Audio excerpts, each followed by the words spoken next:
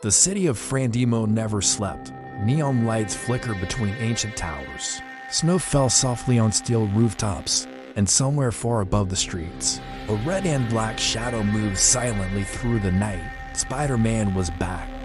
But this was not a normal Christmas, not for Miles Morales. While the city prepared for lights, music, and warmth, Frandimo was slowly falling into fear. A dangerous group of villains had risen from the underground, calling themselves the Collectors. Led by a ruthless mastermind named Delano.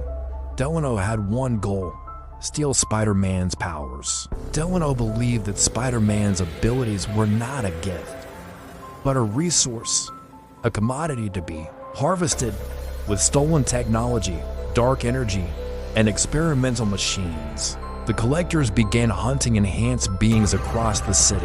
One by one, heroes disappeared, their powers drained, their hope extinguished. And now, Spider-Man was next.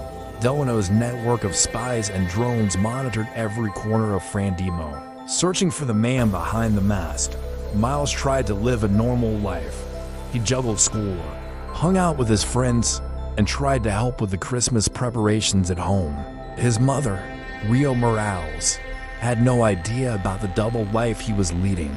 She just saw her son, tired, stressed, and distracted. She'd find him staring out the window, his mind a million miles away. She'd ask if everything was okay, and he would force a smile and say, "Just school stuff, Mom." She didn't know that every night, her son fought monsters no one else could face. The pressure was building. Every news report was a fresh wound, detailing another unexplained disappearance. Another neighborhood gripped by fear. The Collectors were methodical, efficient, and terrifyingly successful. They moved like ghosts, leaving behind only whispers and drained victims. Miles felt the weight of the city on his shoulders. He was the last line of defense. But how long could he keep fighting alone? He spent his nights swinging through the icy streets, searching for any clue, any sign of the Collectors. But they were always one step ahead. On Christmas Eve, the attacks began.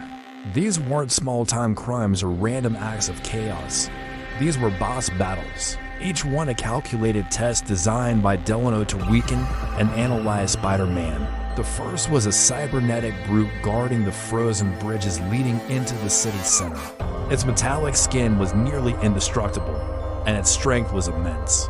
Miles had to use every bit of his speed and ingenuity, weaving through traffic and using the environment to his advantage. He finally short-circuited the giant with a well-placed venom strike, but the fight left him bruised and his suit damaged. He barely had time to catch his breath before the next one appeared.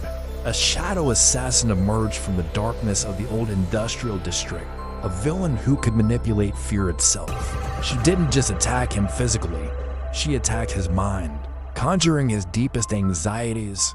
He saw images of his friends and family in danger, heard whispers of his own failure. Miles had to fight not only the assassin, but also the doubts she planted in his head. He pushed through, focusing on his purpose, on the people he was protecting, and managed to trap her in a web of her own illusions. But the night was far from over. The final boss of the evening was a giant, armored beast, powered by the stolen energy of the heroes the Collectors had already captured. It rampaged through the main plaza, where the city's giant Christmas tree was supposed to be lit. The creature was a walking power plant of destruction, and every punch felt like being hit by a freight train. Every fight pushed Miles further, draining his energy, testing his resolve. He was bruised, exhausted, his body screaming for rest. But he never gave up, because Frandimo needed Spider-Man, and high above, in a hidden skyscraper, Delano was watching every move, analyzing every weakness. When Delano realized he couldn't defeat Spider-Man directly through brute force, he changed his tactics. He decided to attack the boy, not the hero. The villain started targeting Miles Morales. A minor incident at his school, a gas leak that forced an evacuation, a sudden power outage in his neighborhood, plunging his street into darkness and chaos. These were not accidents. They were warnings, They were Delano's way of saying, "I know who you are." Miles struggled to protect his secret, especially from his mother. The lies were becoming heavier, more frequent. He'd come home late, covered in scrapes he claimed were from basketball practice. He'd disappear for hours, saying he was studying at the library. Every lie hurt more than every punch he took. Rio sensed something was deeply wrong. She saw the fear in his eyes, the way he flinched at loud noises. Danger seemed to follow Miles everywhere, a shadow he couldn't shake.